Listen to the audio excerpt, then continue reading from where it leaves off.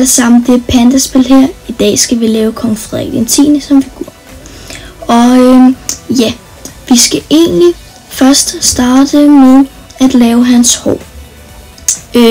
Han har sådan lidt gråligt hår, så vi skal have noget lys og lidt mørkt. Ja, det tænker jeg. Og så, ja, gråt og hvidt, lidt mørkt. Ja. Så skal vi her ind og have brillerne af, fordi han har kun læsebriller. Og han har allerede blå øjne, ja det har han. Og så skal vi have fundet en mund til ham. Om det skal være med tænder eller bare lukket mund.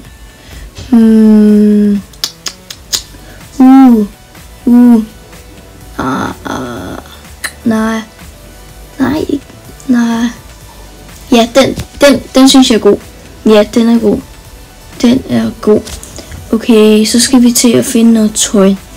Jeg kan ikke helt finde sådan noget tøj, han rigtigt har på. Så jeg tænker bare, at vi tager et jakkesæt med nogle knapper.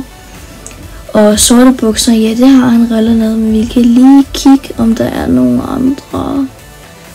Nej, jeg tror, det er fint. Ja, det er fint.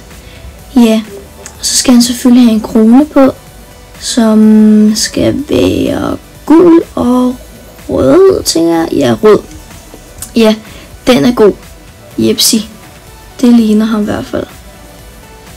Ja, så ses vi. Hej.